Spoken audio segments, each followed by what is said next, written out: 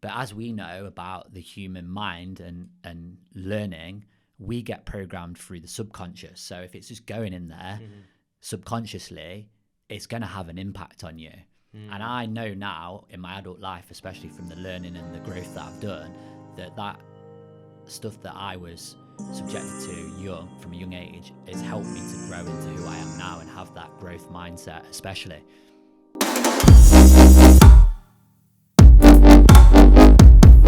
We're doing a little combined chat, aren't we? Yeah, it's a very different episode today. I'm looking forward to it because we've been obviously been in contact for a long time. We've known each other through an amazing group that I came to know about, 6 months ago, and it has changed my life, the Men's Circle. And we've been wanting to get on this podcast together. Yeah. And we just decided to do a mutual episode, really. Just have a little bit of a shoot the shit episode of just see where the convo takes us. Yeah. And put it on both of our shows. So it's a joint collaboration. That's the word I was looking for. Collaboration. Exactly. Yeah. Yeah. So we had a good chat off air.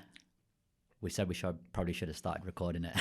Every single time. There's always gold dust before record is pressed. I think that would be a good podcast. I think I said this to Daniel, our mutual friend Daniel. I said you just should walk around recording all the time. Yeah. Just because you'd probably make an amazing podcast off just general chat. How many times? I mean, I've been guilty in the past of, wanting to be that kind of vlogger. And how many times have you had great banter with your mates, which is hilarious, and then as soon as you click record and you've got a video camera in your face, you all just go, oh, damn. And then all the insecurities kick in. It's because it's not natural, isn't it? That's 100%. What it is. 100%. When I went to record with Mikey, just for context for the listeners, there's another friend or mutual friend that we know, a guy called Mikey, and he's got his own podcast, the Back of the Bus podcast. So people should check that out. But when I went to record with him, he's got a proper setup with all the lighting and stuff. And I thought I was on, like a movie set or something. Yeah. And the lights are shining in your eyes, and it is. If you're not used to that, it's weird. So I was like, where do I look? Do I look at the camera and all of that kind of stuff? So I think sometimes it's the lack of it being natural what puts people off when you start hitting the video camera. Definitely. So I wanted to talk to you really about something that I'm very passionate about myself. And I think that self-development, healthy masculinity, and business is something that we share a mutual passion in. Yeah.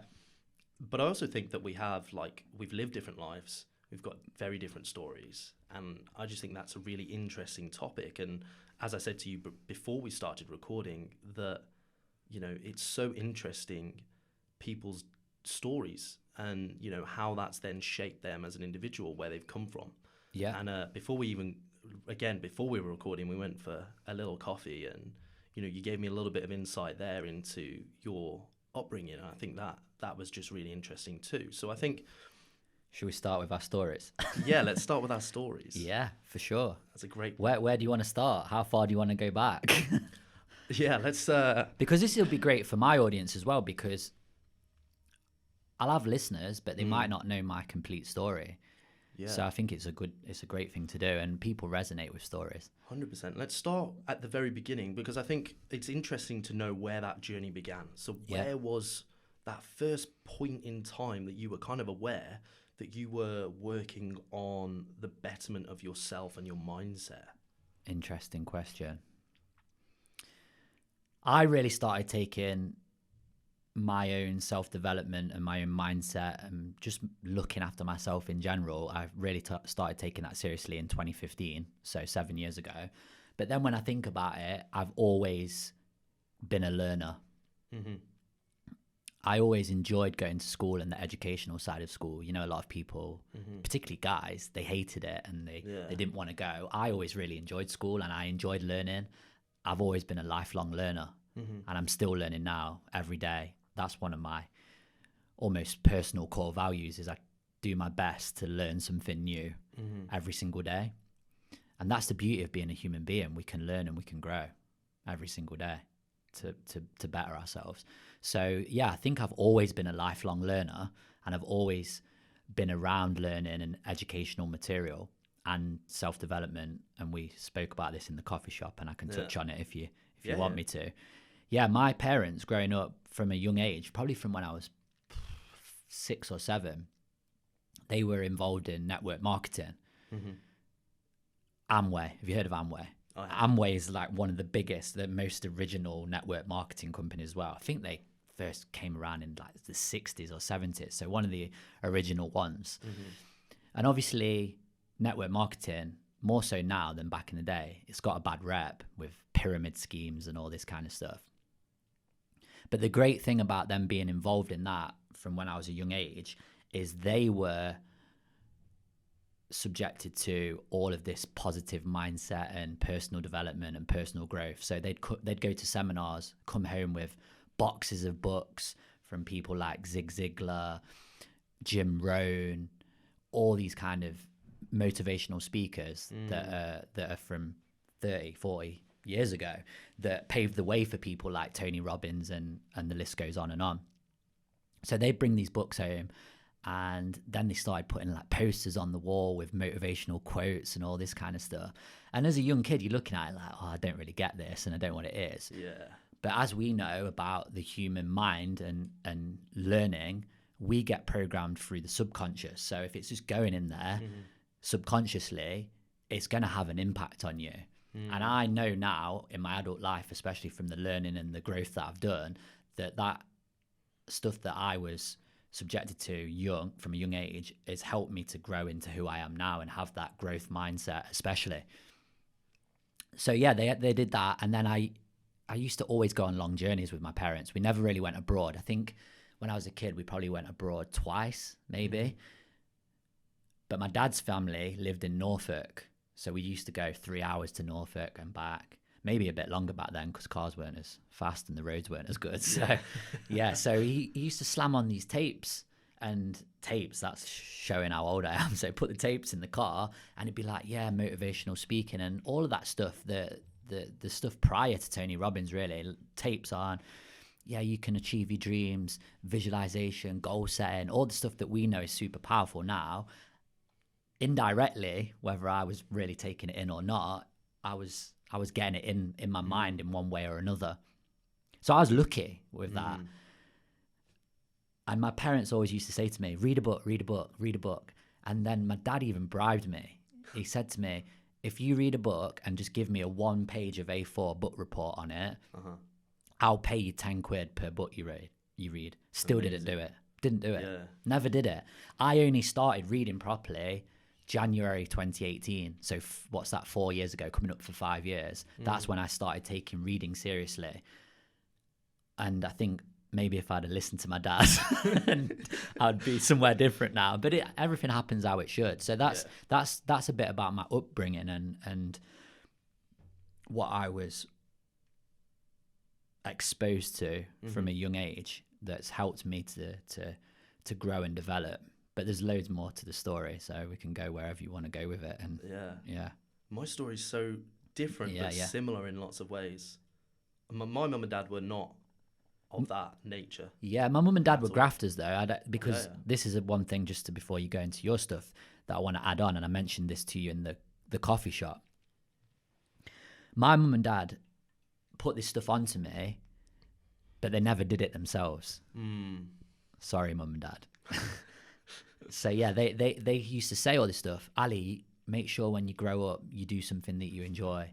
You can be whatever you want to be. You're amazing, and all this stuff. That how a child should be brought up. Yeah. But also, they weren't doing it themselves. They were saying this stuff to me, but they weren't walking the walk. They were talking the talk, but not walking the walk. And that was a thing I think I've always been conscious of from when I left home. I always said to myself, I'm not only going to walk the walk, talk the talk, I'm going to walk the walk as well.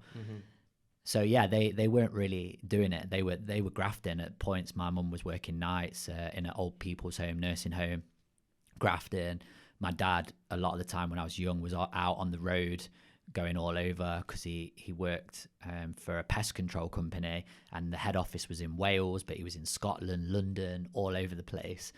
So yeah, I had that self-development pushed on me, but also my parents were working hard and a lot of the time growing up young, I didn't see much of my dad. So yeah, there's it's like a double-edged sword with them to some extent. Yeah. So it's interesting, really, because when was that point that you kind of noticed that they weren't necessarily following the message, and did that affect your belief in that whole like ecosystem that they developed around you? No, I don't think I have ever had any doubt in that, because the proof's in the pudding for me. There's so many people that use all of this stuff, whether it be positive affirmations or visualization or journaling or whatever the case may be. There's so many successful people that you, and again, label success however you want to label it, but so many people use this stuff, so it's got to work. So I never really had any doubt in it, and I've always been a positive person. I'd say, yes, I've had my downs, but I think I'm wired up 90% of the time. I'm positive, maybe 10% negative, which is a great way to be. So I've never really had any doubt in it. But the last few years of working on myself has made me realize that, yeah, they're still where they were maybe. Yes, they might have paid the mortgage off or whatever, but they're not. They've not got like their own business. They're still. My mum and dad are both still working, and they're both 66 now. So it's made me realize that, yeah, you did all of this stuff, and you invested a lot of money in your own self-development and your own personal growth, but you've not implemented it. And that's, before we go any further, that's the biggest thing I want to point out to people listening. You got to take action. Forget everything else. That's the number one key thing, because you can do all the breath work, you can go on all the spiritual retreats, you can do all the visualization in the world, you can look after your health and fitness, you can be positive, you can do all of this stuff, but if you don't take action, you're not going to progress, you're not going to get anywhere. So action trumps everything, and when you take action, it creates more action, and then 100%. You get momentum. 100%. And that's how the magic happens, wasn't it? Before we were recording this, one of the things that we were so mutually agreeing on was that action is king. You know, you can have a great idea, you can have a great mindset, a great ethos, but if you're not actioning on anything, if you're not implementing the ideas, if you're not implementing the lessons that you're being taught, whether it's through books, through life, you don't take the next step. Exactly. And because you haven't taken that first step, you never take the second or the third or the fourth or the fifth. You might know how to do it, but that's irrelevant. If you're not doing it, you're not progressing. Why do you think so many people struggle to take action? Because I find this stuff fascinating. What do you think is the biggest reason why? Because inaction is what ultimately kills people's dreams, isn't it? Because 100%. if you walked out here into Market Square, which is the main area of Nottingham, if we walked out together and we both had a clipboard and we said, okay, Dan, you're going to speak to 100 people and I'm going to speak to 100 people. Have you got dreams and goals and aspirations? I'd like to think that most people would say, yeah, I've always dreamt of doing this, or going to the Great Wall of China, or running a business, or whatever the case may be. But then we'd ask the same question, well, have you taken any action on any of that? And I'd say again, like 198 of them would probably say no. Yeah. So I want to know from you why you think that is. So my answer has changed on this over the last few years. I think that in the West, I think we've got very little reason to. Or valid reason from my point of view or my opinion. Now, if you go to like Asia, their culture is completely different. So I've spoken to people in India. That's where I'm based at the moment. I've spoken to people in India who didn't marry the love of their lives because of, you know, arranged marriages and families and religion and those sorts of things that are completely out of their control because of their culture. So there's that element. It's a difficult conversation to have, because ultimately in the West we have much more freedoms, we have freedom of choice, and we don't have those kind of restrictions. Now, if you go to the East, obviously they've got those kind of things in their environment that, you know, ultimately their family says one thing, they have to go along with it. So if we're talking about it on a global thing, that's difficult. If we're talking about it as in from a perspective of someone in the UK, I think it's just down to the fact that they don't want to fail. Or they don't want the rejection. And the fear of that rejection is what's going to stop them from doing it. That would be my answer. I'd say it's the fear of, it's not just fear of failure though, is it? Some people fear success. I've even been guilty of this myself. Yeah. It's if I am successful, then what happens? And sometimes that creates inaction, doesn't it? I find it, I'll be honest with you, I find it really difficult because my mindset has always been, I would rather do it than not. Yeah. I would rather do it than not. And I find it really difficult. Maybe I'm lucky with my mindset. Maybe that's just something I've always had. But I find it so challenging to delve into the mindset of something that someone wants but can't take that step for. Yeah. Is it a knowledge gap? Because for me, I've had therapy for 2 years. We were talking about this. I don't mind being honest and open about my journey. And I'm like my therapist said to me as well, like I'm such a logical person. Emotionally is where I'm less developed. And to be more specific, like the negative, I'm doing air quotes for anyone listening, the negative emotions is where really I just haven't explored. Like I don't think they're negative emotions now through therapy because I believe in balance and I don't want to pursue a happy life. I want to pursue a balanced life and have access to the whole spectrum of emotions of the human existence. But I think that when we're looking at chasing a particular thing and we can't get that, for me, my initial reaction is, okay, well, I will look at someone, say in a position of where I want to achieve, and I'll just break it down logically. Yeah. What are they doing that I'm not right now? And make a roadmap. Like I've done this in multiple ventures through sport, through personal training, through competing in fitness modeling back in the day, into my career now, into self-development now. People who I aspire to have a similar mindset to, or people that I look up to for lots of different reasons. What are those people doing that I'm currently not? It's a good way to look at it. And then how do I then implement what they're currently not doing into my life? Is it a knowledge gap? Okay, how do I bridge that? Is it a work ethic gap? Is it just networking? Is it like, what is it that they're doing or they have access to that I don't? And I've had that from a very, very young age where I've just always been so logical that I really struggle to understand the opposite. And I get that people are more emotional. Yeah. So I can totally understand that if someone's a much more emotionally driven person, they're going to struggle a lot more with that. Whereas I'm the polar opposite. I'm very, very matter of fact. Okay, Yeah. we need This to is where it comes back to action though, because action, I think, just solves it all. Because I'm not the opposite to you, but I am very emotional, and that's sometimes been my Achilles heel and my downfall. I found, especially in the last couple of years, that even action just sorts out the emotional side of things as well. Because when you take action, it's just amazing. You feel better because you feel accomplished and you start to feel more fulfilled. Especially, I'm going to add this on, a little caveat. It's got to be aligned action. So the action's got to be aligned with what you want, whether that's a goal, a dream, an aspiration, a desire, a vision for your future self. It's got to be aligned with that. But when you take aligned action, you almost not eliminate, but that emotional aspect of it is dimmed down. I've found personally anyway. Yeah, I think it's got to resonate, hasn't it, with your ultimate end goal. Any action in any direction doesn't necessarily give you progress. Yeah. You know, look at all the negative ways that you could take action in any situation to cope. I mean, alcoholism, drugs, Fighting. And most people have gone down one route or another. I, again, have been very lucky with that. I know that I've got an addictive personality. Yeah. So from a very young age, I knew, like, I wasn't like most other people. I did something to the point that it was obsessive. Like, I wasn't like going to half do it at all.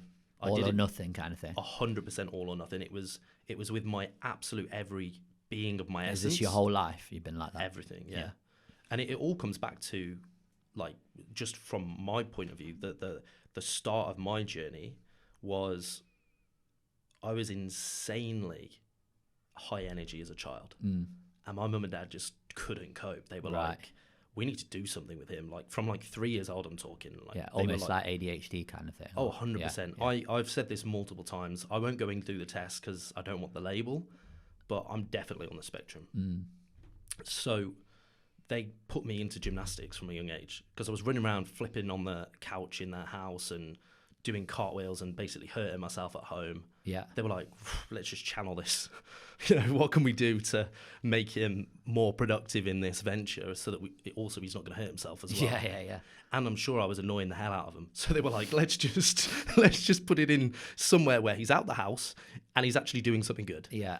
And from that point, I just started to like love the achievement of it, the learning, like, okay, this was a challenge, and whatever movement it was that I was presented initially, I couldn't do. And I loved the reward of not being able to do something, failing, falling on my face quite literally, and then nailing it. I'd be like, oh, that's amazing. And it just gave me like this kind of like buzz. And then I did it again and again and again until I got to the point where I was West Midlands champion, I was national champion, I started trampolining, I was like the British champion. Every sport that I've done, I did American football, I played for Great Britain in American football.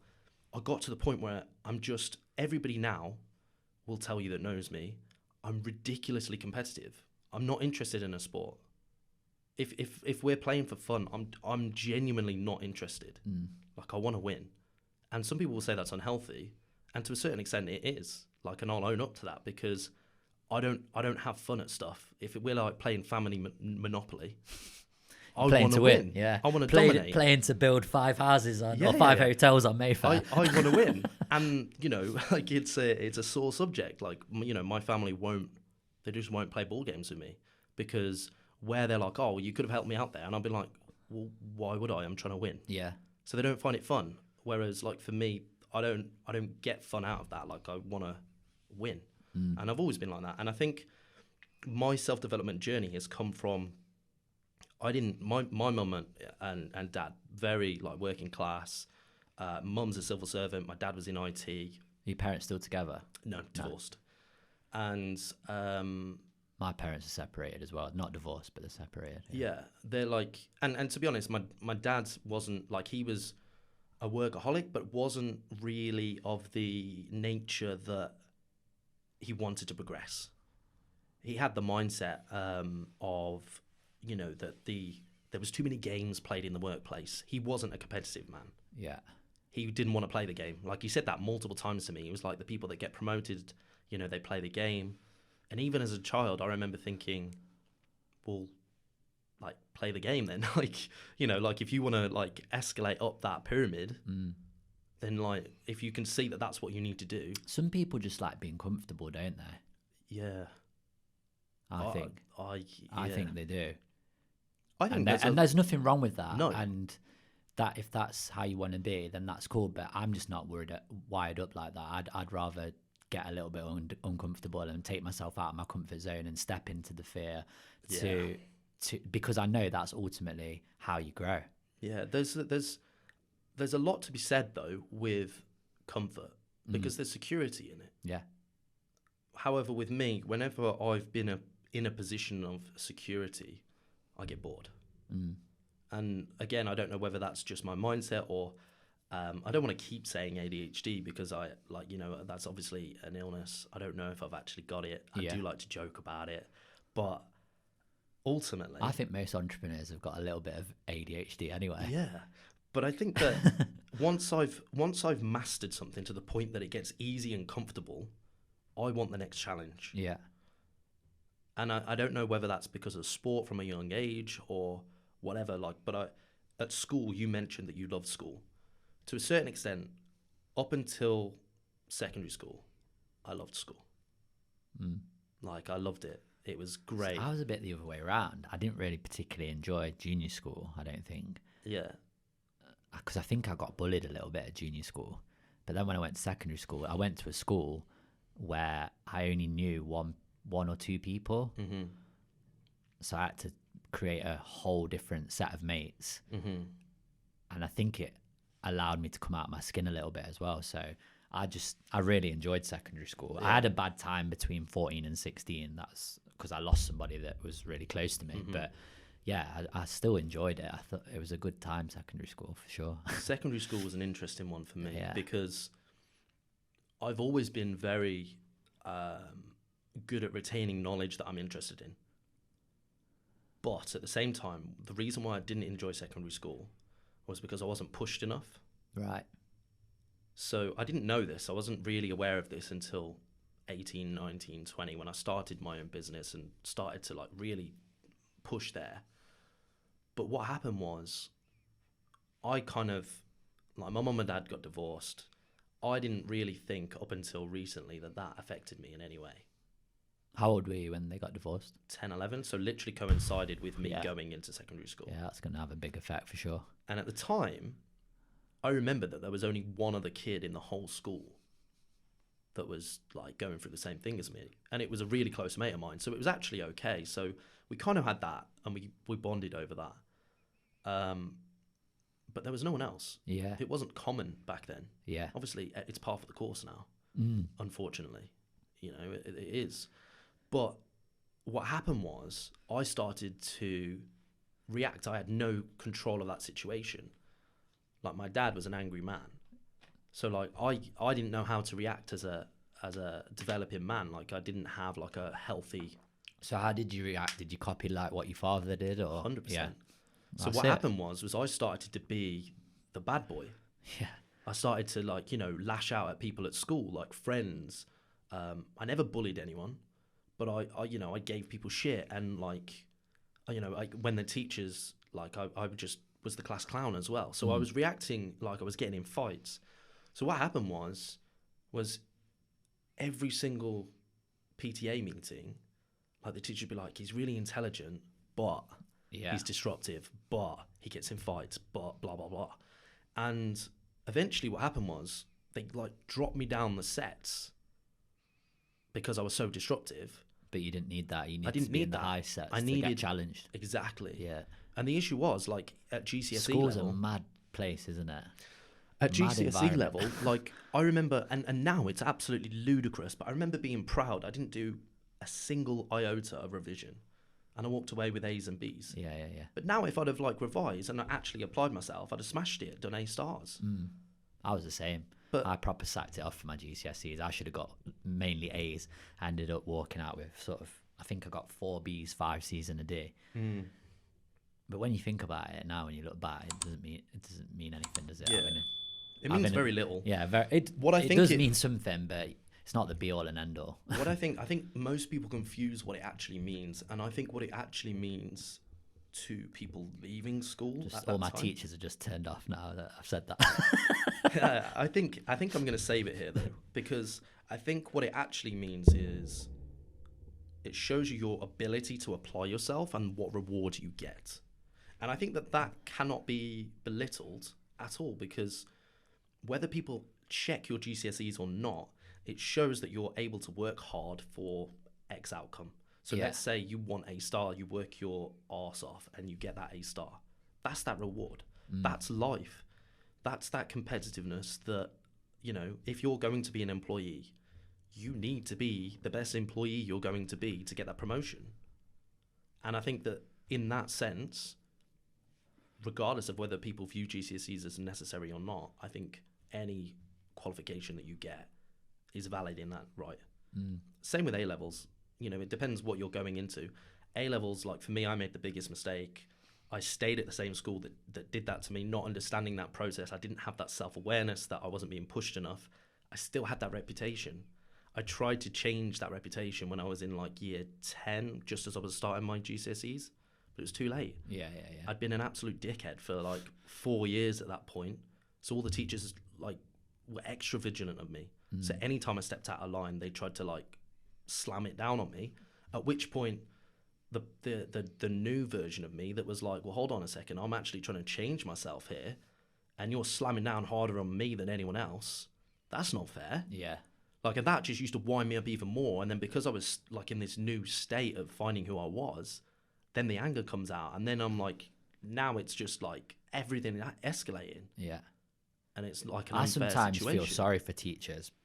I think they've got such a difficult job, 100%. such a difficult job, and really they're just a product of what they're told to teach. Sorry, Yeah. through a curriculum, so they can only really, on the whole, do their best, can't they? And it's 100%. so difficult. And I think for humanity to progress to a higher level, something's got to be done about the educational system, but that's politics, and we probably don't want to be going down that route too much.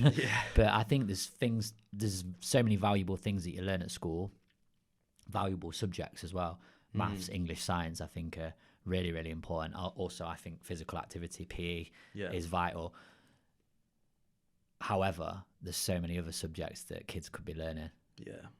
Yeah, we could touch on that all day long. Cooking, growing food, Economics, definitely, 100%, 100%. More on nutrition and well-being, looking after yourself. All the stuff we're talking about here, emotional development, emotional intelligence. Yeah, that stuff, without a doubt.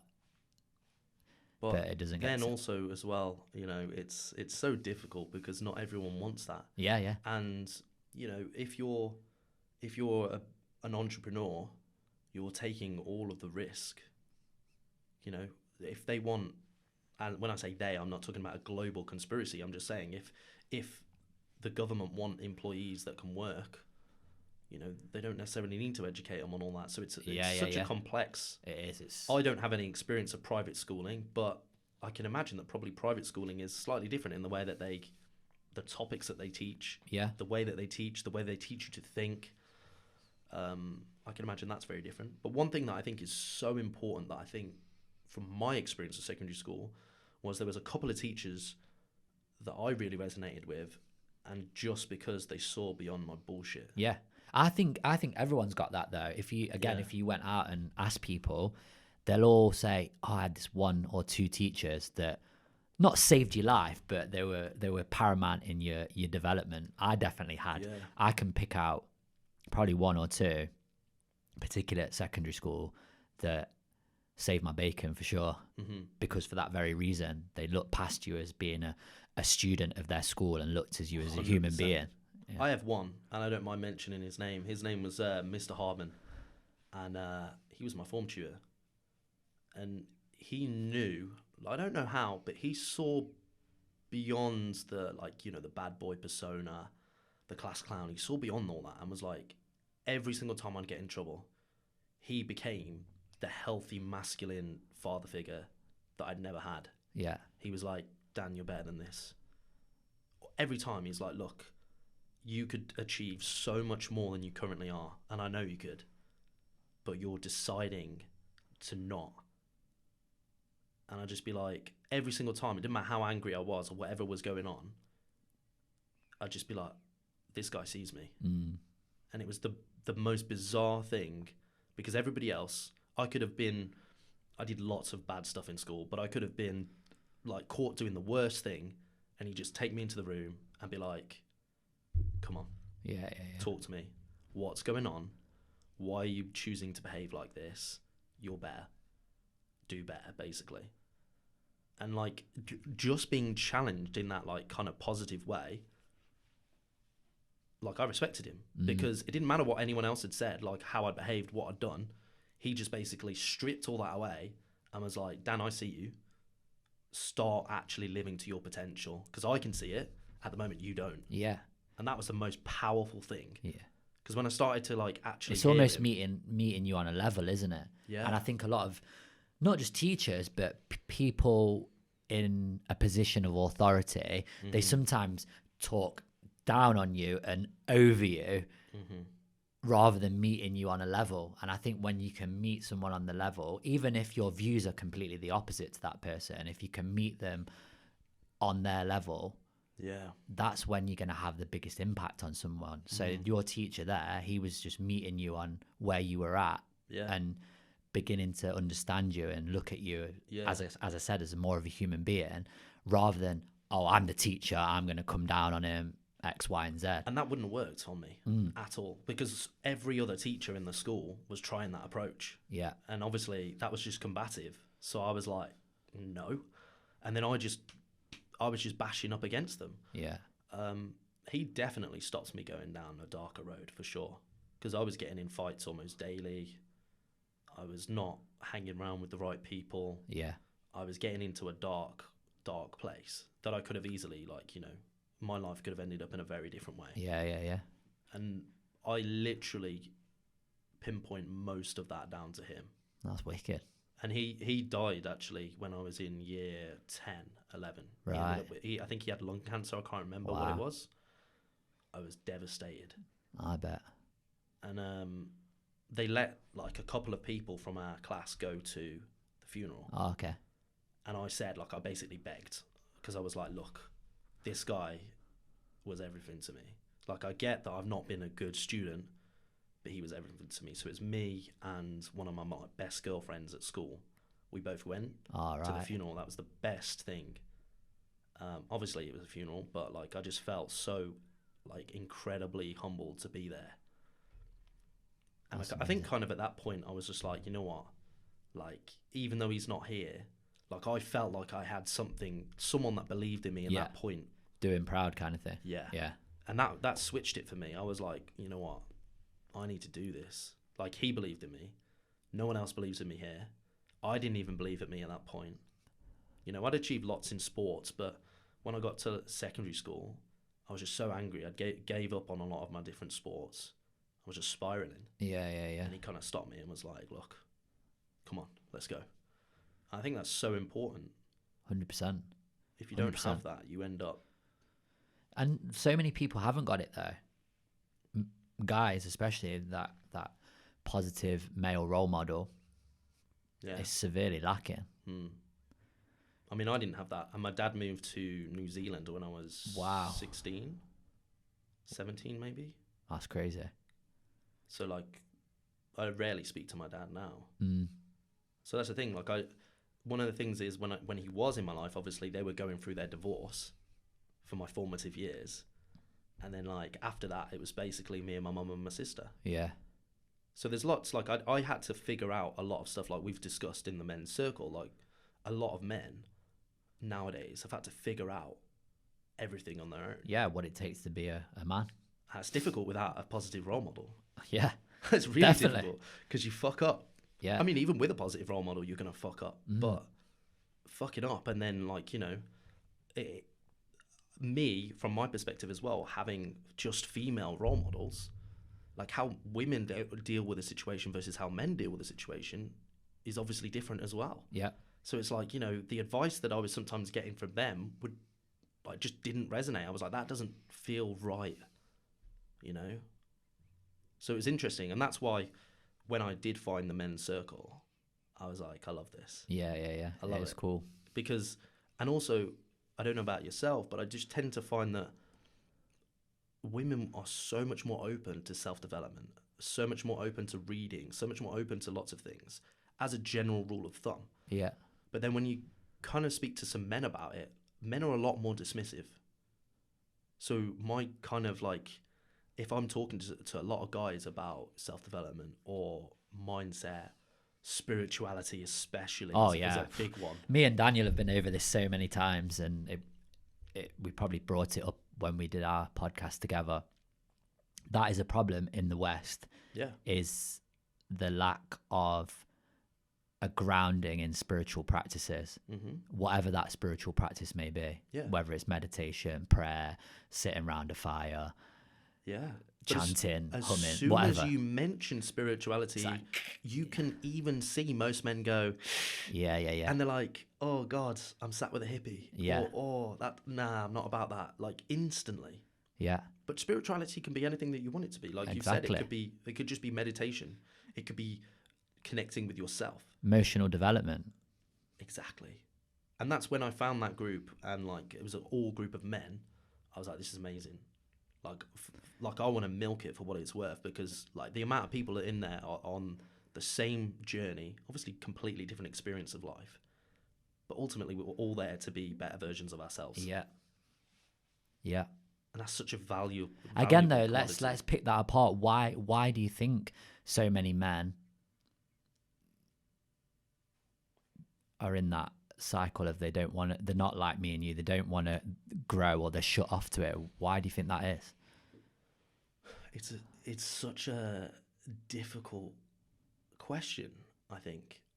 For me, again, I find that really difficult because I'm so logical. If I want to learn something, I just simply go down that step. But I think as a general rule of thumb, I think there's a few things. I think there's the insecurity between men, that men are men. You know, there's been a lot of press over the years about, you know, like if you're talking to your mates, like typically if you go out with your mates, you don't talk about issues with your life, because they're like, fucking hell, mate, like that's a bit rough, like we're trying to have fun. Those sorts of things. Not with everyone, but as a general rule of thumb, like where do most men socialise? In the pub. Exactly. What are they doing in the pub? Getting pissed. Yeah. And then, like, the last thing that men do when they're in the pub getting pissed is talk about, like, their problems. Yeah. Between their mates. They just don't. And I think that, not that it's a bad thing in terms of we should be able to do that, but I think that the idea of doing that is a lot more uncomfortable than the reality. Yeah. So I think it's the fear of, again. Yeah. It's the intimidation factor of, oh, if I say this, like, they're going to, like, think that I'm, like, you know, I should be a bit more masculine, or, you know. And I think that's where that toxic kind of masculinity does come into play, because I don't think that most men are actually like that with each other, but they're like that with themselves. Mm. We clearly define boundaries within our own mindset, not just men, people in general. Yeah. We clearly define boundaries within our own belief systems that stop us from doing things. Because, like, if we don't know each other that well, but if you called me and was like, mate, I am in the shit, like, I just need to talk to someone, in what world am I ever going to hang up that phone and be like, mate, I'm not interested? Yeah. But how daunting would the prospect of making that call be? Yeah, because you build up all these stories and this narrative in your head. Exactly. And it's never like that most of the time. It's never like that. Yeah, that's a key thing to point out to people listening in. I mentioned this on my Instagram story recently. It's never as bad as you think it's going to be. Never, ever, ever. Even when you're at the lowest of the low, it's never as bad as you think it's going to be. And also, it doesn't last either. Everything's fleeting and goes in waves almost. Yeah. But it's easier to say it than it actually is. There was something that I saw, I don't know where from, but it was great. It was a celebrity that said it, an actor, I think. This too shall pass. Mm. Yeah. Because the thing is, I think Buddha said that, didn't he? Maybe. Someone much more intelligent than me. Yeah. But I do think that, as you said, everything is fleeting.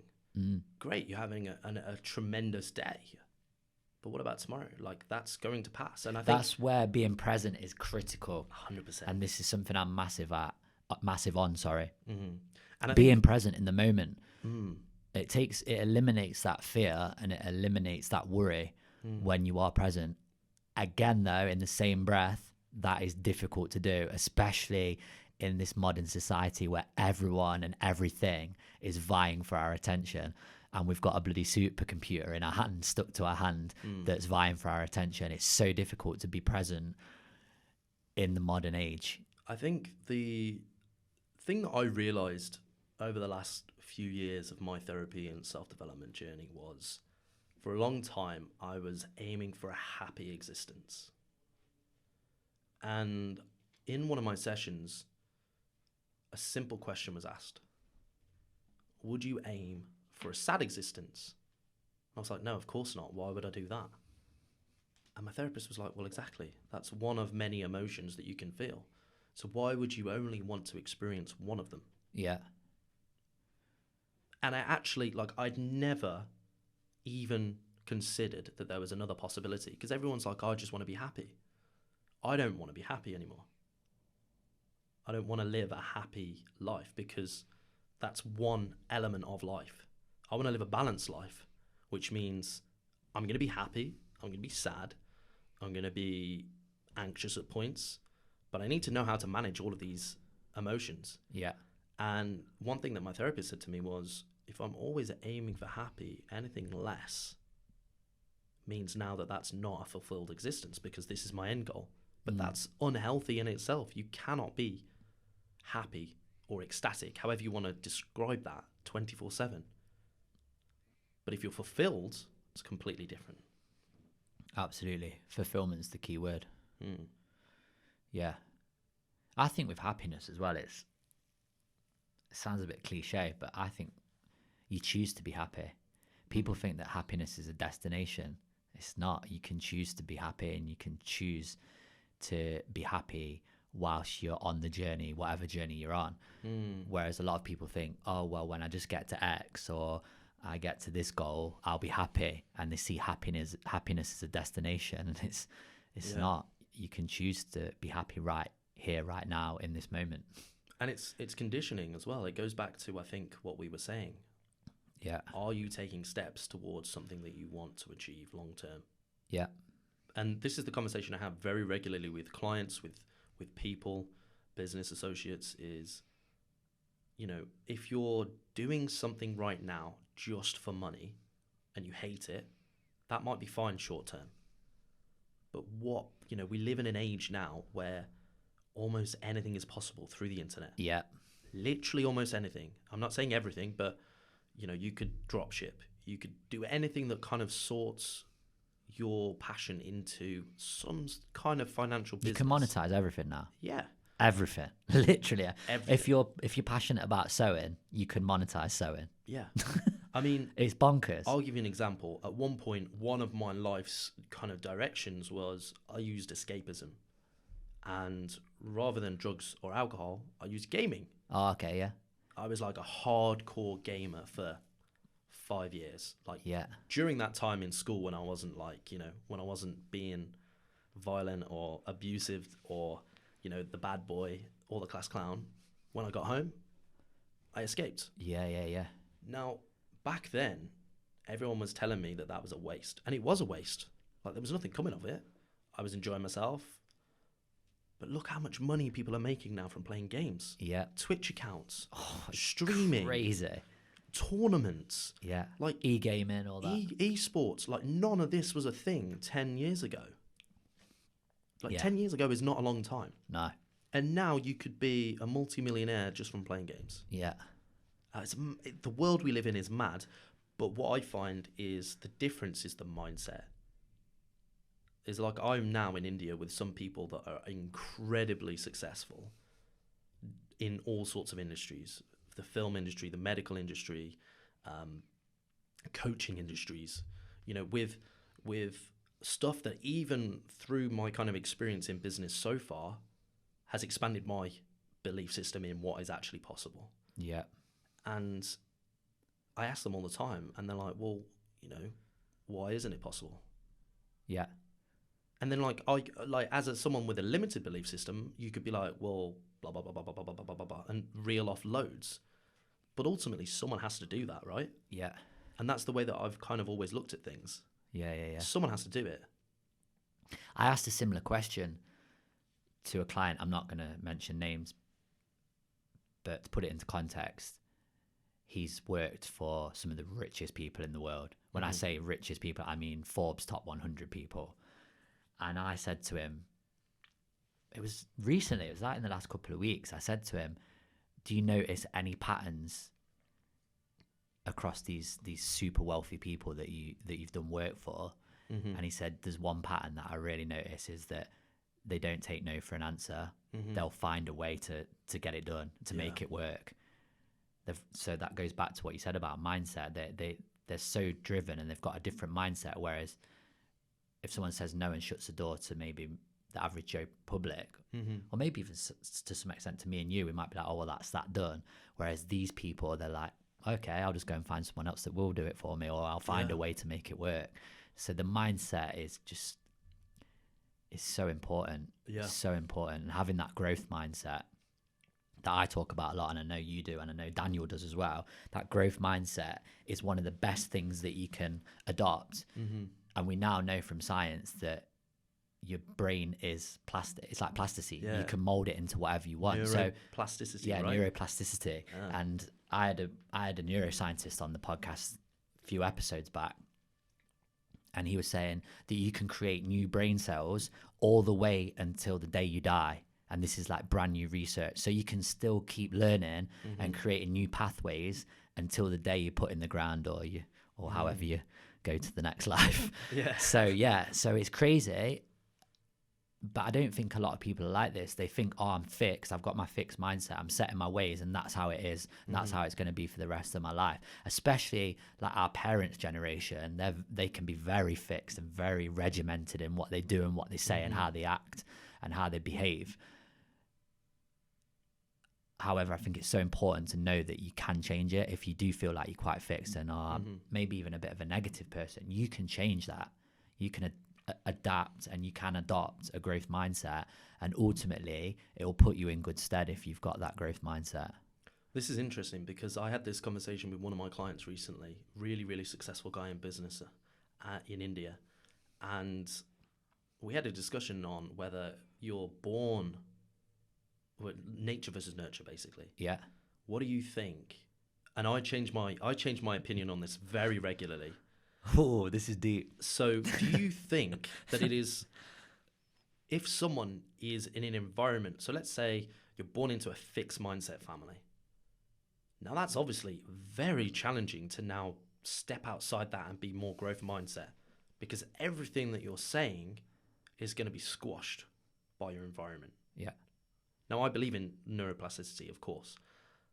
So are you able to shift from fixed to growth, and how do people do that? This is deep. Do you want me to give you an answer with my spiritual hat on or my scientific hat on? Because I like both. I'm a massive fan of spirituality. My spiritual journey started in 2015, as I said right at the start of this podcast, or my personal development journey. But it all the personal development and all the growth work that I've done came out of finding spirituality. So I'm huge on the spiritual side of things. But I also love science as well, from my health and fitness background. And I love looking at research. I love a bit geeky. I like reading research papers and all that kind of stuff. So if I'm going to look at this from my spiritual hat, I think that every soul that enters this world, when we go into our bodies, because I believe we have a soul, when we go into our bodies, when we're in our mother's womb, I think we come here with, let's call it a blueprint. You, me, and every 7 of the other 7 billion people on this planet come in with a blueprint of what we're, in air quotes, here to do. Yeah. I truly believe that. But I don't think it's super fixed. I think of it as almost like a framework. Like we have a bit of a soul's purpose, you could say, but it's not like on December the 25th, 2023, you're going to be in X place. I think we've got some free will and some manipulation of that blueprint. But I do think that, say, for example, your blueprint is to be a multi-billionaire, but mine isn't. No matter how hard I try and no matter who the people I surround myself with, I truly believe that it's almost fated that I won't be a billionaire because it's not in my blueprint, which sounds a bit out there. But the more I've looked at this, because I've asked this question a lot as well, and I've spoken to this to various people about this, I believe that. And you might think, well, you've got a growth mindset and that sounds a bit negative and defeatist, but that's just my spiritual beliefs that I believe that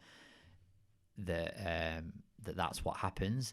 But then I'm going to flip it with a double-edged sword. Let me just jump in a second. But just because you've got a growth mindset doesn't mean there's unlimited potential. Yeah. There's a very big difference. Like, growth mindset simply means that you can always be better, but that doesn't necessarily mean that it's uncapped. Exactly. And it doesn't mean that just because you're growth mindset, you've got an uncapped outcome at the end. Yeah. Yeah. This is like a bit like going into, a lot of people are obsessed with the law of attraction. So they just think okay, I can think I'm going to be a billionaire and then it'll come to me. I'll attract it. Mm-hmm. But what we've got to realize is we have, 20,000 thoughts a day? I think it's 20 to 50,000 thoughts a day. It's a crazy number. Yeah. It's bonkers. So you can be focusing on whatever, all sorts of different stuff, but it might not come to you. Mm-hmm. Or it might come 10 years down the line or whatever. That's how I see the law of attraction working. I think the things will come to you what maybe you put the most energy and the most focus into. But I still think you could ultimately focus on being a billionaire, but it doesn't mean you're going to attract it to you, because it might not be in your blueprint, or you might have some other thoughts that are overriding that do come to fruition. That's how I see it from maybe a spiritual element. From a scientific element, I think that environment is critical. So you said about environment. Yeah. What does Jim Rohn say? And then Tony Robbins copied it, like you're the average of the 5 people that you spend the most time with. But there's been more research to show that this goes beyond that. It goes way beyond. Your circle of influence is so much bigger. Mm-hmm. So you actually like the average of the 100 people that you come into contact with. It's a bigger number than what those guys were saying. Yeah. But I reckon if me and you spent most of our time with 5 millionaires, we're more than likely going to be the 6. Yeah, I do truly believe that quote as well. I do believe that, because your environment is so critical, and you can see this in nature as well. And we are nature ultimately. Mm-hmm. So I'm going cross here. I'm crossing spiritual and science, but we are nature. We're part of nature, and we work within it, and we work within the parameters of nature. Mm-hmm. But if you look in nature, if you put a flower in a garden with loads of flowers, it's more than likely going to bloom. If you put the flower with the weed's going to become a flower. The flower's going to become a weed. Do you get what I'm saying? So the environment is critical. If you put a plant in a nice environment with lots of sunlight, give it lots of water, it's going to grow. If you put an animal in its natural habitat, it's going to flourish. So it's the same with us as well. If we spend our time in the right environment, conducive to what we want to do, what we want to achieve, then I think that it's going to happen. Have I answered your question? Definitely. Right Definitely. there. Or not right, but I got to where I wanted to get to. I actually completely agree, because the more I think about it, I think everybody is born with a growth mindset. Yeah. And I think it's squashed out of them. 100%. Because look at babies. What do they do? Learn everything. What do toddlers do? Ask questions 24/7. Yeah. And we stop asking questions. Yeah.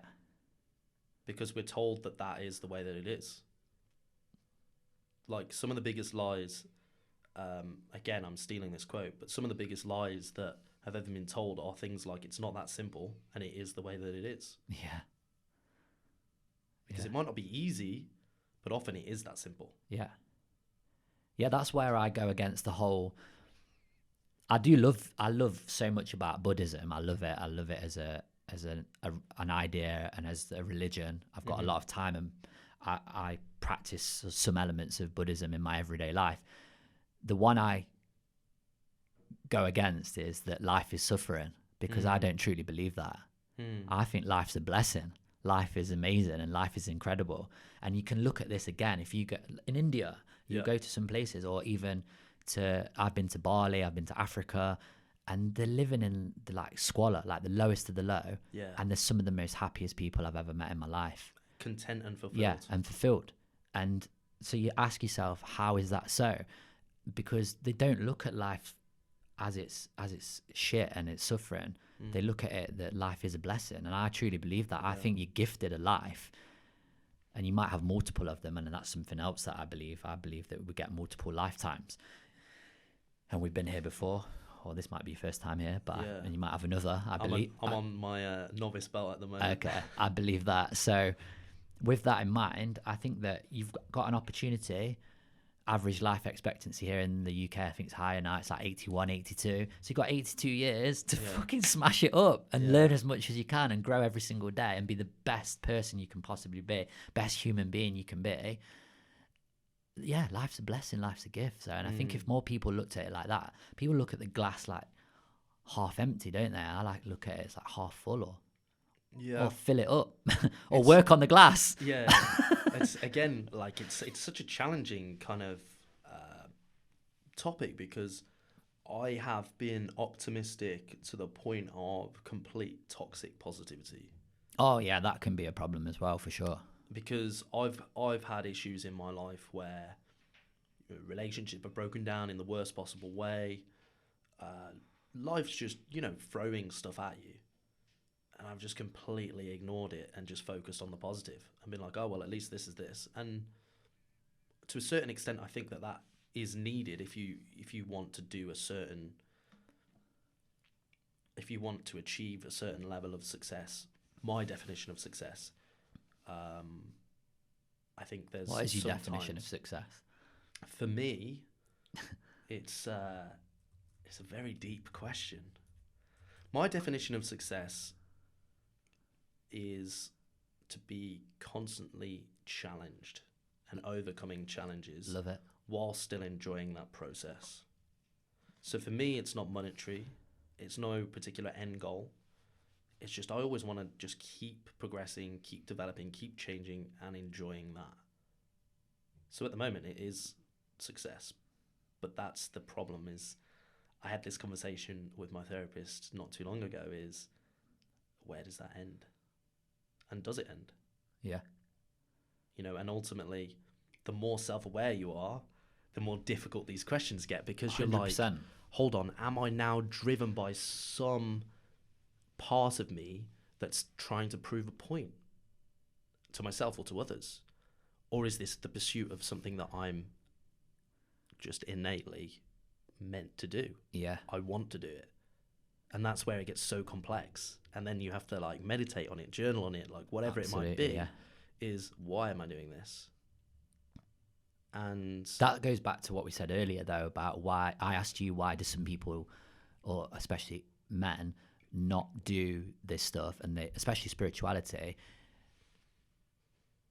I think they don't do it because of exactly what you're just saying, because they're scared of what it might open them up to, yeah, and then the pain of that is, oh, do I really want to go through that? Yeah. And I know how hard it is because, as you say, becoming more self-aware and becoming more aware in general, you start to question a lot more things, and then you start to look at the world and yourself in a very different way. Yeah. And sometimes that is fucking really challenging, and you meditate and you're crying and you're like, why am I crying? Yeah. And then you're like asking questions and you're like, yeah, why? Just stop. And then that brings me, I always come back to just being. mm-hmm. So I've got nothing against having goals, dreams and aspirations and visions for your future self and having a growth mindset. I love all that stuff and I preach it. You only have to look at my Instagram, and I'm a massive advocate of it. And it's something that I live and breathe. However, I think the ultimate goal as a human being is just to be, to live in the present moment and just to be, and be yourself, your truest self, more than anything. The self that came in yeah, at 0 years old. I think if you can be your truest self in the moment, that's the ultimate, because then you are fulfilled and you've got no worries. Which is super difficult to do. But yeah, it's like if you keep asking and asking, then you're always searching for something and you're not being, you're taking yourself away from being. And it's easy for me to sit here and say that because I'm always asking the questions. Well, I'm always searching, and then we can go into it, but I think this is where plant medicine has helped me, because it's made me realize that like a lot of the messages I've had out of plant medicine is just like, stop searching. Like you've got the life. You like just be, just enjoy it and embrace it. Yeah, don't get lazy and don't get complacent, but be in the moment. I always find that difficult, not being in the moment as such, but the message between the balance. I find, although I've mentioned balance numerous times already, I think it's the thing that I find the most challenging, because like I said to you, I'm so all or nothing. Yeah. I think that's the same for everyone though. Yeah. If everyone finds balance hard, we spoke about this off air, because we live in a polarized world, whether it's politics, religion, social views, psychological aspects, emotional development. It's all polarized. It's okay, you're fully in the masculine, or you're fully in the feminine, or you're left wing politics, you're right wing politics, or that guy's right, this guy's wrong. There's no middle. There's no middle. I think we're just so obsessed with labels and categorizing as well, and that's a big problem. A huge issue. Is it takes away from just general discussion. I'm not even negative and positive is a label, isn't it? I was like, well, I might not necessarily agree with some things that you say, but it doesn't mean I dislike you as a person. But that's kind of become what's happened with society now. It's like you cannot disagree with anyone without them being toxic or without them being, manipulative. Or boundaries and standards are a thing that I think are diminishing now within our society, within the West. Like it's something that I've personally struggled with in the past, is setting boundaries. Having standards for other people. Like I easily hold my own standards, but just saying to someone else, like, this isn't going to fly with me, or and then you could easily, very quickly be labeled as, if it's in a romantic relationship, that's the go-to. You could be toxic. You could be any of the other labels that people can throw at you based off, right, this is what I will and won't accept. And what do labels ultimately create? They create more division. And that's a problem in a society as well. We're just getting divided apart. When I don't think I think it's a bit of a throwaway comment to say, if we come together more, everything's going to be rosy, because I don't think that's how the world operates, and I don't think that's how it's ever operated in the history of however long the Earth's been going for. However, I do think there'd be a higher vibration maybe to the planet if we did come together a bit more. I think I agree. I just think it's unrealistic. Yeah, it is. Because we've been fighting and killing each other for years. Yeah, exactly. So it's just the way it is. There's tribes, like, we've got countries, we've got cities. Look at the city rivalries in this country. Yeah. Let alone, like, sport rivalries. Like, we want to be in a particular tribe, and we want to have some sort of element of competition. There's some sort of, like, banter, some sort of, like, whether it's violent or not, you want to belong. Yeah. To something. Identity, isn't it? 100%. Like, and you can look at that in any walk of life. If you take fitness, you've got the fitness models, you've got bodybuilders, you've got crossfitters. Yeah. You've got functional, you've got Olympic, you've got kettlebell, powerlifters, kettlebell, and each of them just shit on each other, and we're all in the same thing. Yeah, I know, it's crazy. And that's the thing, and that's just fitness. Well, it's same in everything. Exactly. Yeah, spirituality is the same. Yeah. Or what you're using your crystal for, what you're meditating for, what you're chanting for, what you're journaling for. So it's we're all going to have different values and beliefs, and I think the better way of approaching things is just more tolerance. Yeah. Because people aren't going to accept anything because that doesn't resonate with them, so they're going to be like, that's stupid. Yeah.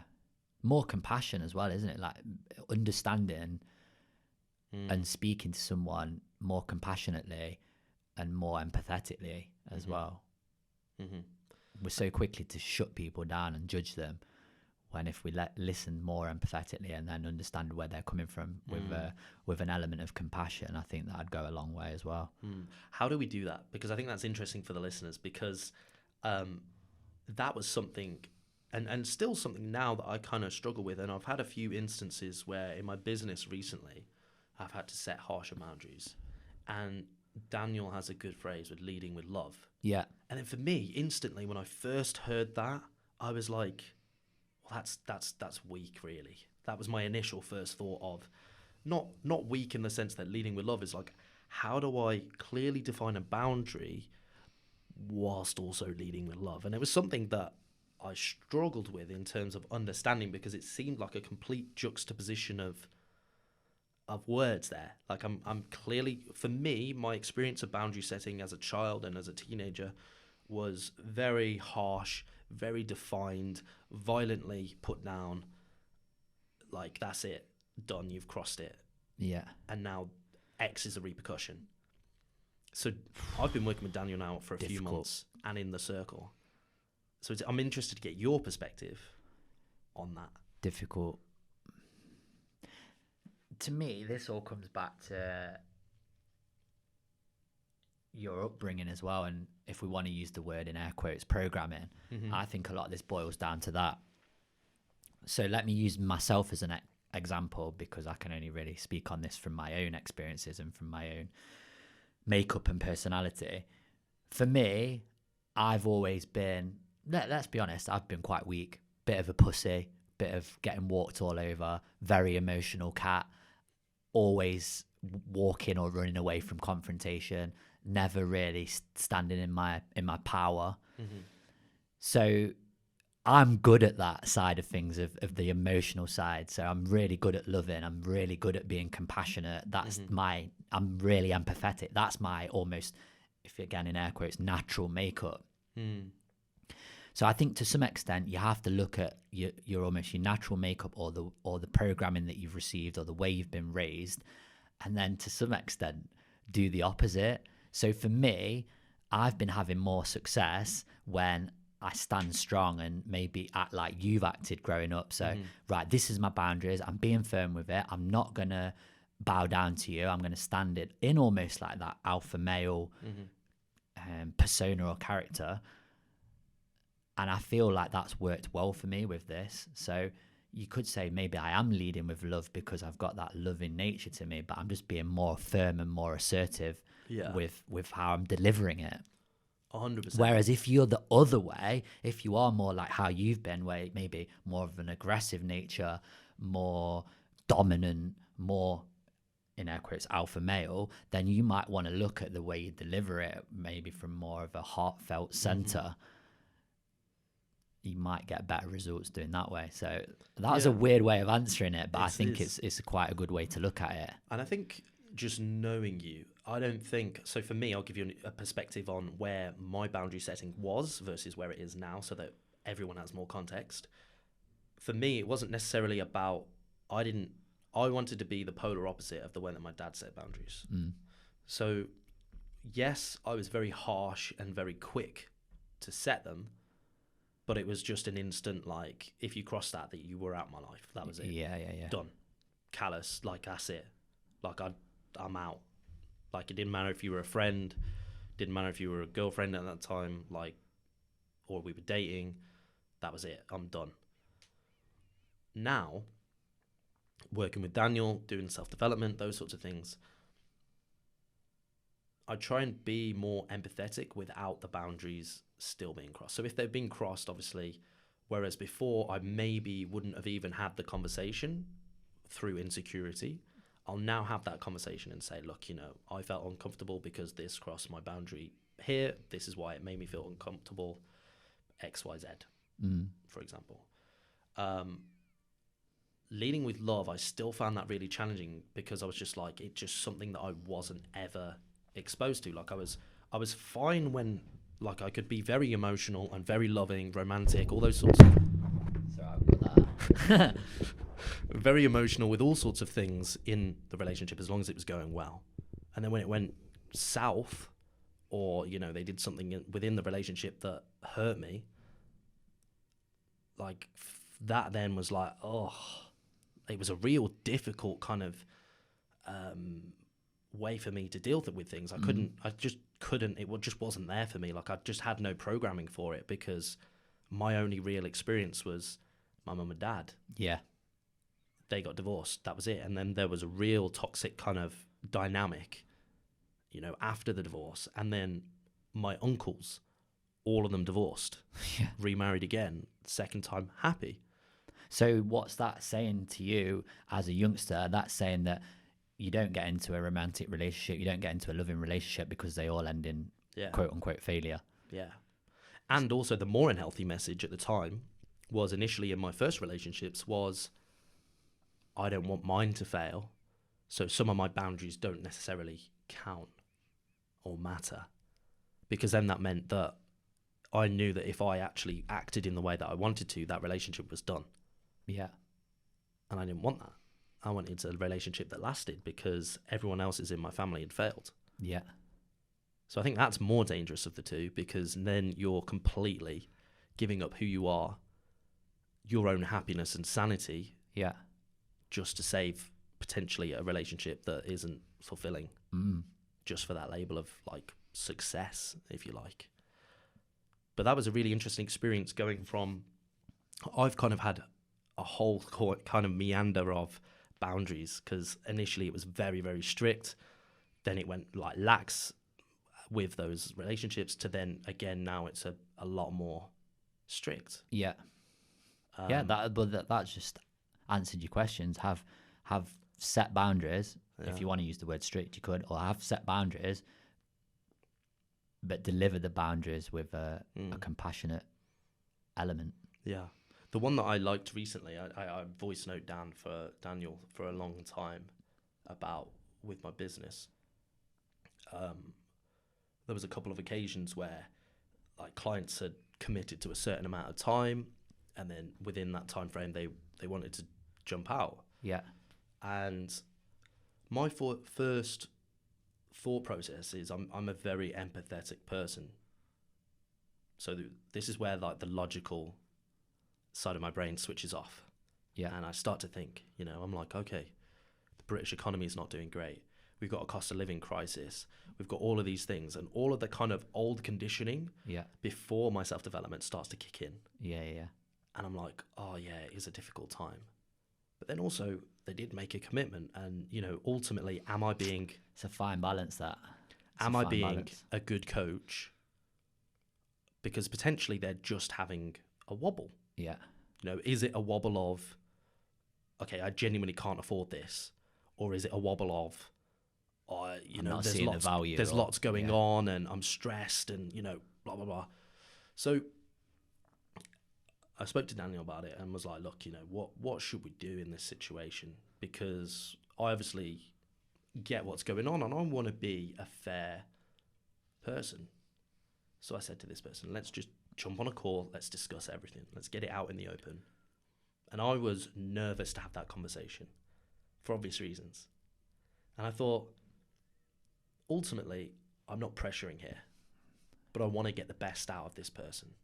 And they want the best out of this as well. Yeah. So laid it all out. Like, what's the issue?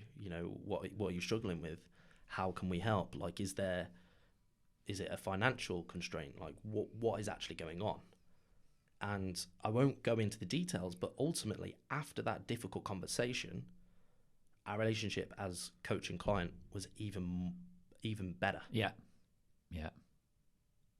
Because I saw into his mindset, saw what he was, like a little bit like, I'm not sure about, fix that problem. Cool. Now we're back into a position where we can work together. Yeah. We can develop even further. Where can we go now? Where's the next level? Mindset development. And that was a real big like moment for me where I was like, I had actually built a story, and we were speaking about this as well. I built a story of something, and I started to almost react to something that wasn't the reality when I actually got onto the phone and spoke. The reality was completely different, and the story that I built up and it's never as bad as you think. Exactly. That's what the episode of this should be called. Yeah. It's never as bad as you think. Yeah. Got multiple examples of that, especially in the last 5.5 years of running my own gym. You build up all these stories, and it's never as bad as you think. But again, it just comes back to your conditioning. You're conditioning your mind, and the mind's just like a muscle. We can condition it into whatever we want. And I've started to get to the point now where, regardless of what I'm thinking, I'll just bring it back to the present. Yeah. And be like, I'll have a conversation with myself now and be like, Dan, you have no idea what the situation is. Regardless of how it looks on paper, let's just wait and see. Because no amount of worrying, anxiety, preparation, conversation planning, argument planning, we've all been there where you're like, oh, if this person says this, I'm going to say this and that. Why though? We all do that. And then the reality is, like I said, it could just be a friendly conversation or a complete misunderstanding. And without that story, you will organically lead with love, which is what me and Daniel actually came to the conclusion of. If you're actually if you're trying to better serve someone else, you are in fact leading with love. You cannot be leading without love if you're trying to actually better the other person. Absolutely. or serve the other person or listen to the other person, however that is, if you're going in unselfish, selfless, you are leading with love. There you go. I think I answered my own question. Yeah, you did. You did. I can't even remember what it was. I think it was about leading with love. But yeah, I do love that. And Daniel did an amazing workshop when we did the retreat earlier in March this year. He did a retreat up in Yorkshire, and I did a presentation on that retreat as well. But he did a great one about leading with love. And yeah, it is. I don't. Again, it's just balance. It's just balance, because what some people say, oh, kill them with kindness and all that. That's just a bit of a throwaway, airy-fairy comment, because it's not really what it is. It ultimately comes back to balance or harmony or equilibrium, whatever word you want to label it with. Yeah, that's what it comes back to. If you're too far one way, it might not go the way you want, and if you're too far the other way, the same. Whereas I think if you are in that, taking the middle ground a little bit, and there's so many things: boundaries, middle ground. You can't just be one way either, because if you kill them with kindness, people ultimately will take advantage of that. Yeah. And that's what's happened to me in my life. People have walked all over me and stepped all over me because I didn't have boundaries and I didn't stand in my power, because I thought standing in my power and sticking up for myself, I built a story that isn't who Ali West is, but that is who Ali West is, because when you stand in your power, you're in control. And people are always, I think, trying to strip your power away from you and suck your power away from you, your friends, your family, the media, society. And I think if you can know that you are a powerful, sovereign human being and stand in your own power and in your own light, that's when things are just full power and amazing for you. It's difficult though. It's difficult. Yeah. It's interesting though, isn't it? Because really, we should all have the right to be powerful without it being a detriment to anyone else. Yeah. But as soon as you mention, like, especially within masculinity, something that I struggled with for a long time was, being proud of like that masculinity, being proud of being driven, because there's so many labels flying around. I was so like self-conscious of being like toxic, and like it's bizarre to me that we cannot be powerful in our own right without it being a detriment to someone else. Like, and that's perfectly possible. Of course. And just because I have a particular goal or you have a particular goal doesn't make me better than you or you better than me. It's just we're on a different journey or a different life path. Yeah. I think that's why it's good to, again, meet people on their level. And have you read How to Win Friends and Influence People? It's actually my next book. Yeah, it's a massive book. There's one big takeaway. I think I've read that book twice, but one big takeaway I took from that is also agreeing with people. I think he calls it disarming them. So disarm them straight away by agreeing with them, because people don't expect that a lot of the time. They expect you to, especially if they know they've got a different viewpoint to you. Like you say, oh yeah, well I agree with that, but then you kind of put your own spin on it, and it almost disarms them. So that's another good thing that you can sometimes try or put into practice. Is let me use an example, like Man United is shit or whatever.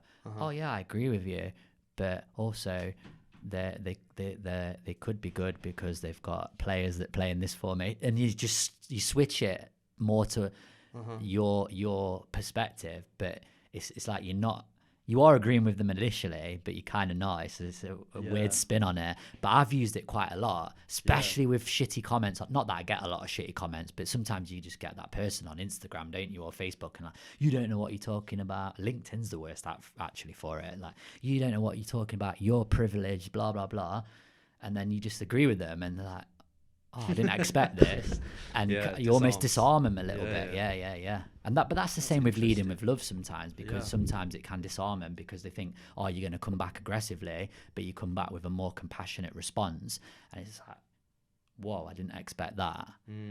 It's interesting. It's often the case though, isn't it? Same with standing in your power though. Like for me now, I've really put this into practice because I've been working with she wouldn't like to be labelled as a therapist. She's a psychologist, positive psychologist.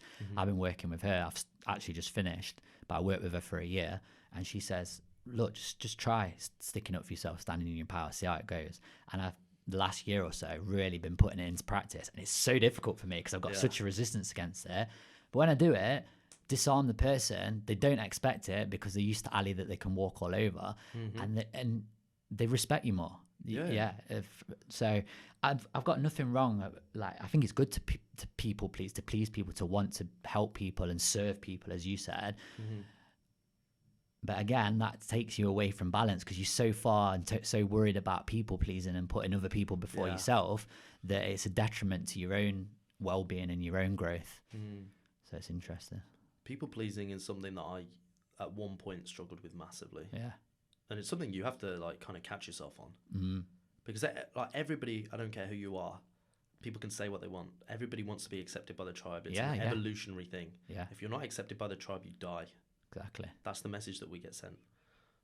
But there's a difference, obviously. You can stand within your power, and the more work you do, I think you're okay with being disliked that people that wouldn't fit into your environment anyway.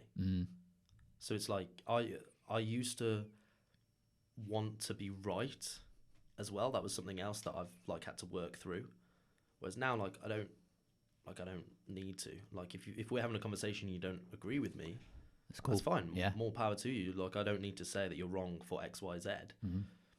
That's it. Like, done. Like, we're going to move on to a different conversation because I've realised that we're not going to, match on that, but we might match on something else. Yeah. What else can we explore?